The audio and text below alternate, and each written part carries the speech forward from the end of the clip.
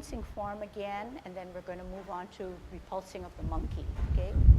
So in commencing form, we have good Tai Chi posture, and this is a demo, and we need to open our feet. So we're at 50-50, even distribution of weight, because that is Tai Chi posture. When we commence, we shift all our weight to our right.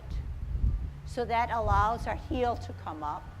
We're on our arch, we're on our sole, we're on our toe while we're gaining 80, 90, 100%, then we can lift off the ground, open with our toe, slowly come down with our sole, arch, and our heel. 50-50 again. Our hands that are, fingers that are at our side seam start to rotate to the front of our thighs. We wear our mittens and we elevate and take a deep breath in to shoulder level. At shoulder level, we reverse the process and we sink down. Till about waist level, then our fingers come down as if we were on a table, placing our hands on a table. Okay? So we're going to stand there and do it with me. I'm going this way, you're going that way. Okay? You're opening this way, but when I'm facing you, I'm going to go this way, but you go that way. Okay? All right. Good Tai Chi posture. Dropping those shoulders, sinking your chest, tucking your butt. We're at 50-50. The right foot gets 60, 70, 80. Your heel comes up on your left. You're on your toe. You're going to balance. You're going to put your toe down, your arch down, your heel down as your hands rotate to the middle of the thighs. You take a deep breath in as you elevate as if you're drawing up water. At shoulder level, you reverse. You show me your palms and slightly close them, face them towards your desktop. Okay, let's try that. Up here, shoulder level, you're going to come down by showing me your palms and then slowly put them on the desk. Okay, and everybody should have elevated and then come down on their, flexing their knee, because the next step would be then to round out and hold your ball. Okay? All right, so this is what we learned. We learned that in commencing form, we have good Tai Chi posture, and we are then at 50-50, but slowly shifting the weight to our right. And as we do that, we can then elevate different parts of our foot. And when we're steady, we come out. Just as slow as we came up is the slowness that we come down, 50-50. And then we rotate, our hands rotate to the middle of our thighs. We wear our mittens and we elevate.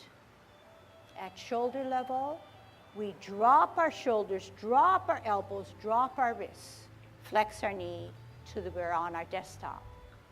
Then can you follow and do this?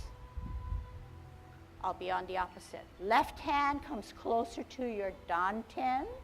Right hand comes to your chest. And you're on a T stance. All right, here we go. Come down, put it on the desk, round out your ball, bring your top hand to your chest. One more time. Come down, put it on the desk, left hand closer to your dantian, right hand on the top. Can you hold your ball? Where's your weight? Good, I don't have to tell you. Your weight is on your right. Therefore, that knee should be flexed because you want to be safe, because your left foot is going to advance. So how is it going to advance? We're going to take an L stance. Move the ball on an L. Move that energy on a bow stance by parting the wild horse's mane. Sit back, sit down. Pivot. Firm down, form your ball on a T. Out on an L, move that ball, part the wild horse's mane. Here it is, bow stance. Sit back, sit down. Pivot. Firm down, T and ball. L and ball. part the wild horse's mane. Sit back, sit down, pivot, firm down, T and ball, L and ball, stretch out. Now keep your form there. What happens to your left hand? Can you correct your left hand without being told? The left hand should be cocked at the wrist, not flat and going to sleep. Try it again. Sit back, sit down, pivot, firm down, T and ball, out on an L, move that ball, and part the wild horse's mane. Make sure that finger, that wrist on the right is cocked, holding the ball, okay, on top of a ball. Sit back, sit down, pivot, T ball, L ball, move that energy, stretch. Sit back, sit down, pivot, and hold your ball on a pause. Okay, so picking up more details by watching, okay?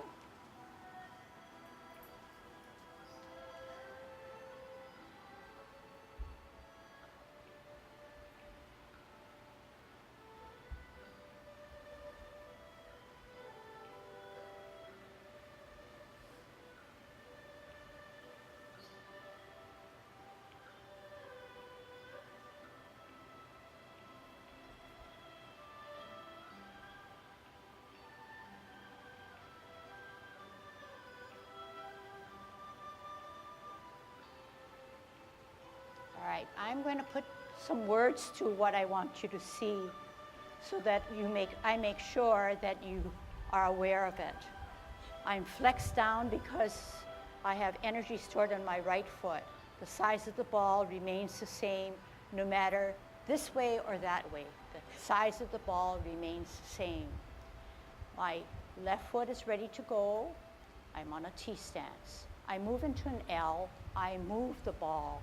I do not just keep that ball in the center as much as I can and then try to put out my L stance. So we remember that in Tai Chi, everything works as a unit. So that's one or two elements that I want to call attention to. Following that, we want to make sure, an obvious one is that the hand that does not extend sits to the side of my thigh as if it were holding yet another ball on the top. It can never hold another ball from the top if it's this way. It does nothing for me for balance if it goes to sleep. But it does something for me because it makes my post or cable upright. It's in line or in good alignment or in good tune or good shape. The same occurs on the other side, although you won't see my hand. My ball should remain the same in size. I come out on an L, I move that ball, my energy then disperses, and you will see that hand that sits to the side. So that hand is usually the hand that's pretty lazy because we're more concerned about how we look and how that front hand flares out. But for safety, this hand is really important. It counterbalances our forward movement and keeps us upright. So to piggyback on what I just said, if I did not understand this, I would then make that hand go to sleep and follow my advancing hand. As you can see, I will eventually fall. But once I catch myself, okay, I will eventually fall. But if I catch myself and say, I know that other hand will keep me erect, I have safety measures on me with a hand that's cocked, and I don't follow that forward hand, and my knee is always adhering to my toe. I never go forward, okay? And Ken's telling me that no matter what we do, that pose is so important. Obviously, you can see that my pose is bent. We need to bring it back up. Everybody has that center, okay? And that's why we drill so hard on it. The movements are generated by our mind because we're thinking it through, and generated by our muscles in the back, not just a hand motion. Along with that now, it's easy to say, but maybe hard to explain, is that the reason why we want heavily weighted, substantial foot on one is because that's where our energy is. If we had not put all our 99% of our energy on the back and kept up like this, can you see that to get to part the wild horse's mane, I have that much less energy to move myself. But once I get 100%, I can easily disperse that energy. So it's limiting you, and that's not good Tai Chi. However, we're just learning Tai Chi. We're in our beginning stages. So if you can give me 60, 70, 80, 91% in the back, I would rather have that than 50-50, okay? So we're moving into a bigger bracket, a fuller understanding, and over time, with strength and endurance and better understanding, we will be able to move that or get to our goal. Okay, any questions so far? I'm going to move on to something else. But don't forget that when I move on to something else, it does not mean that 90% of you have accomplished it, 80 or 75%. But I will challenge you, and at the same time, over a period of time, we can get better. So I'm going to teach you the second movement, which is repulsing of the monkey. So when you repulse anything, you're usually pushing somebody or something away, okay? So in this second movement, we are repulsing the monkey. So after we come down with our commencing form, come down, put it on the desk, we center one hand, and the other hand rises higher. We open both palms to the ceiling. We glance at the back hand. We bring that hand by moving our core closer to our head. We turn our neck and head. We acknowledge the center, and we repulse by pushing that monkey away, and at the same time, pulling him back, okay? We center, we glance at the back hand that's higher, we open both palms to the ceiling, we watch that hand come through, turning our neck and our head, meeting and acknowledging that center, and repulse the monkey, okay? Let's get the bigger picture. Let's do that as a way of seeing how you repulse the monkey, okay? We'll start this way, and then I'm going to turn, and when I turn, you know I'll be the opposite, okay?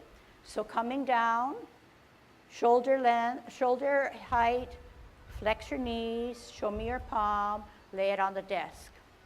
Center the left hand, right hand rises up higher, opens to the ceiling, watching the top or back hand coming closer to your head, turning your head and neck, meeting both hands in the center as you repulse the monkey, pulling back, pushing forward. Center, which is already centered, higher, open to the ceiling, bringing it to the area of your ear, turning your neck and head, acknowledging that center, repulsing of the monkey. Center, higher, glance, head, turn, meet, slide. Center, higher, glance, open, ear, turn, head, meet, slide.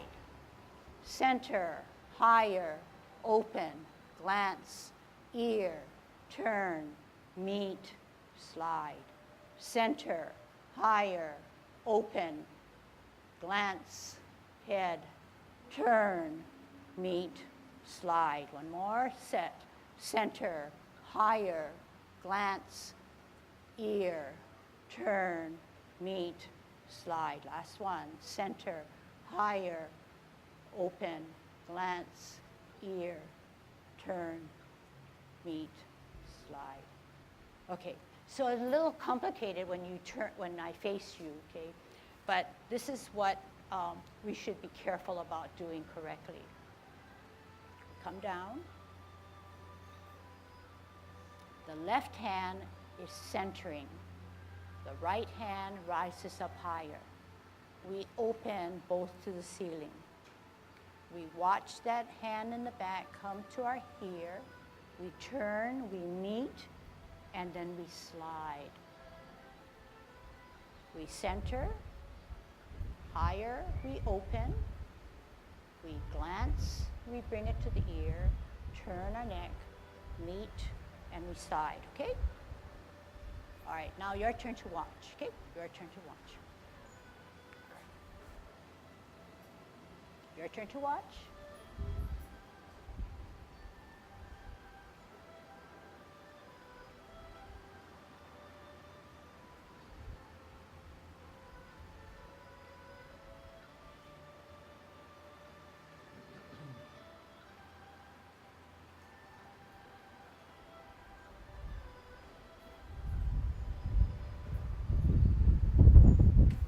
Okay, now I'm going to put words to what I want you to be aware of, okay?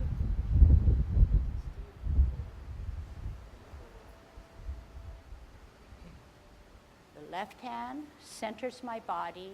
The right hand rises up higher. I open both hands or palms to the ceiling. I glance at the back hand. I watch it come through. I turn my neck and my head. I acknowledge that center. I slide forward and back. When I slide forward and back now, I don't want it up here. Why don't I want it up here? That's that same thing. My shoulders went up. I want it down here. I didn't drop my shoulders. They were already at the level all the time.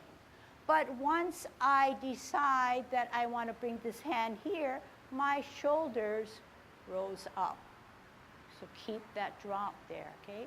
So that's a little bit more advanced, but I want to correct it now. So when I say acknowledge, it's not like if you just didn't acknowledge it. This is not acknowledging it. They're just two separate hands working at two different positions. So when I say acknowledge, this is what I mean. You glance, you turn, as if you say hi, or I know you're there, and then you slide. You do not have to stop to say, here it is, look, I know you're here. All you need to do is acknowledge it and slide. Okay?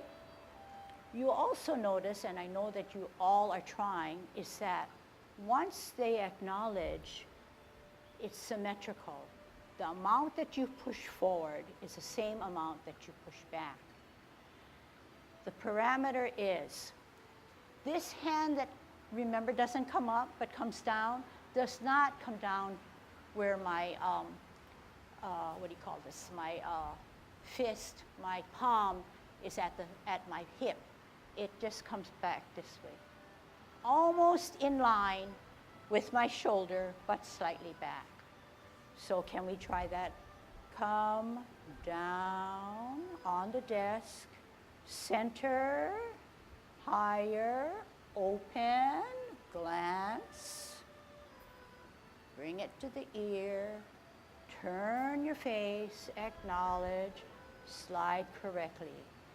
So you can see that when you slid correctly, it went slightly beyond your elbow. That's all we need, maybe 2 inches beyond your elbow to the side here. Okay? Not at the elbow, but slightly, so it's relaxed again. Okay? That's a refinement. And all the time that we're doing Tai Chi, we're wearing wearing your mittens. So, yeah, it's okay. It's okay if you forget to wear your mittens. But if you remember, hey, that's more of an improvement or progress, okay? The way I'm teaching it is making sure that every little detail is adhered to or acknowledged or that you're aware of. But in doing it to the T, you may look very robotic. okay? But it's okay because you're recognizing that each detail is important. But slowly, you will add some softness and smoothness to your movements. So we are on a journey. You cannot just jump and get to your goal. You're going to have to work on increments, okay? It's okay to be robotic. But then, like we have already heard, it's like connecting those dots. You can smooth them out over time. All right. Let's string along commencing form and repulsing of the monkey, okay? Good Tai Chi posture. Dropping those shoulders, growing a little taller, but still dropping those shoulders. Commencing form, 50-50, 60, 70, 80, 90, 100, open, 10, 20, 30, 40, 50, rotate. Deep breath, wear your mittens. Shoulder level, drop your shoulders, drop your elbows, drop your wrists, show me your palms, set it on your desk, flex your knee. Center the left, right hand rises, opens both palms to the ceiling. Glancing as your back hand comes closer to your head, turning neck and head, acknowledging, sliding forward as you repulse the monkey. Centering, higher, glance, open. Bring it to your ear. Turn your head and neck, acknowledging, sliding. This is a drill. Center, higher, open, glance, ear, turn, meet, slide. Center, higher, open, glance, ear, turn, meet, slide.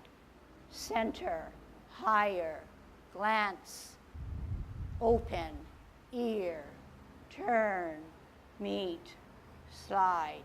Center, higher, open, glance, ear, meet, turn, meet, slide. One more. Set, center, higher, open, ear, turn, acknowledge, slide. Center, higher, open, glance, meet, head, turn, meet, slide. Okay, good. So you know that's kind of fun, but you know that it's not that easy for first timers and even second or third or 10 timers because the hands are not always palms up and they're not always moving and something is being centered. There's so many little itty bitty things that you have to be aware of. But to me, that's very good because one, your mind has to really think hard. You're going to have to use your mind. Two, because to coordinate your hand and feet motions is powerful if you can do it. Nobody else can do it for you. So in accomplishing those kinds of goals, it makes you more confident, sure of your body, knowing your body, and you're on top of the world because you can control your own self. Okay? So let me show you what I mean and show you where I think there are some problems. Okay? So these are the obvious problems. This hand in the center does not open. And for some reason, they don't know how to meet. One hand is saying, I'm talking to the flooring, and this guy is saying, I don't care about you. Okay? Something like that. So the logic now is, what is the more sensible thing? The center hand waits and keeps me centered because I need a focus. The monkey is in front of me. I want to get that power and push him. If this hand is way here and here, I am not able to do it as well. Here's another way to think about it. We often talk about balls and how we have an imaginary Tai Chi ball. If I put my centered hand in the proper way, what can I hold? What can I hold? A ball. Can I hold a ball like this? So therefore, the obvious answer is no. So you're going to be able to get ready for a ball coming from the ceiling. Whereas the other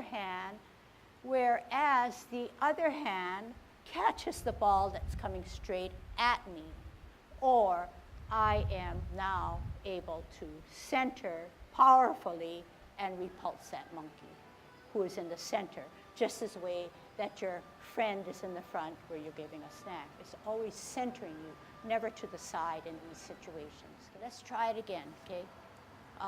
Starting from commencing form. Okay. Good Tai Chi posture. Grow a little taller through your spine. Keep your Tai Chi posture. Commencing form, 50-50, 60, 70, 80, 90, 100, open, 10, 20, 30, 40, 50. Rotate your hands. Take a deep breath in as you elevate, as you draw up water. At shoulder level, reverse the process. Drop your shoulders, drop your elbows, drop your wrists, flex your knees. Put your hands on the table. Center the left hand. Rise the back hand or right hand higher as you open both to the ceiling. Watch that hand come closer to your head. Turn your head and neck. Meet acknowledged in the center. Repulse of the monkey. Center, higher, glance, open. Move the back hand. Turn the neck. Meet in the center. Repulse of the monkey. This time, make sure you can catch that ball coming in various directions. Open. Are you ready to catch that ball on the left hand coming from the ceiling? Bring that hand closer to your neck. Turn. Meet. Are you ready to catch that ball or push that monkey away in the center? Are you ready to catch that ball in the center, coming from the ceiling? Are you able to glance and make ready for that repulsing or catching that ball in the center? Center, higher, glance, ear, turn, catch your balls, repulse. Center, higher, follow, catch, pull back. Center, higher, open, glance, ear, turn, catch those balls, repulse your monkey. Center, higher, glance. No words. Let's see if you can do it yourself. Internalize.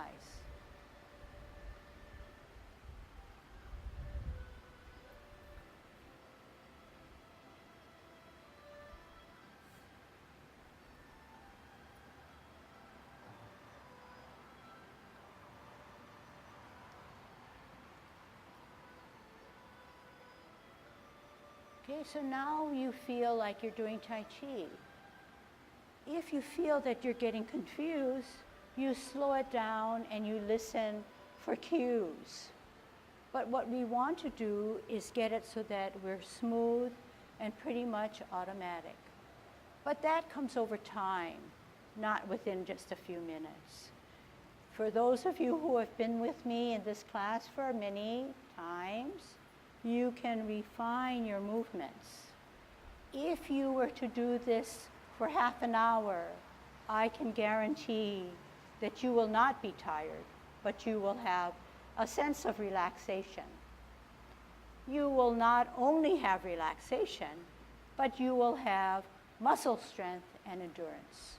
You will learn to focus better. You will pay attention to details. So how is this advantageous? Last one. How is this advantageous? How is this advantageous? It's advantageous because it's a discipline. It's teaching us that we need to take our time, pay attention to detail. When we have too many things on our mind, we can't get anything done correctly.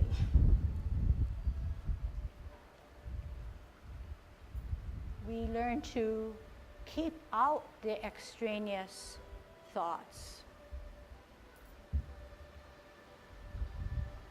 We bring new knowledge, relaxation, and peace when we practice any movement of Tai Chi. Okay, very good. So you'll feel maybe things taxing, and that's good. Maybe your knees, maybe you're just standing up for so long. It may be your arms, but just remember that they're not purely arms, they're not purely legs and thighs and knees, but it's your core. The core is what you want to build on. If you get to a point where you are using your core, you will not feel as stressed, okay? But once you tense up and you're only using your arm, or like when you learn to write your penmanship and you're only using small muscles, then it's taxing on it.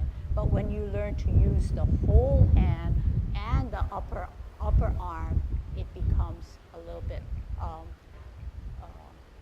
more comfortable, okay? So the best way to learn Tai Chi is to come to class. If not, watch the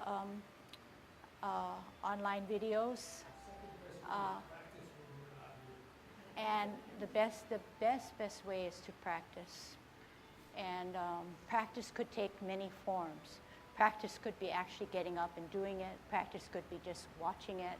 But you decide for yourself what your body and your time constraints can afford you, okay?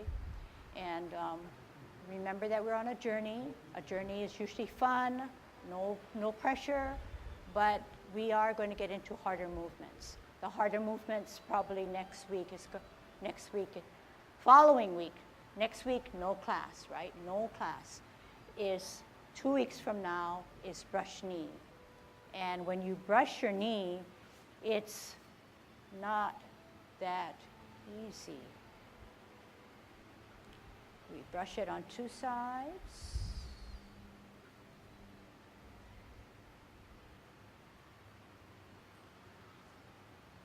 So unlike parting of the wild horse's mane, we have 3, 4, 5 things in play all simultaneously.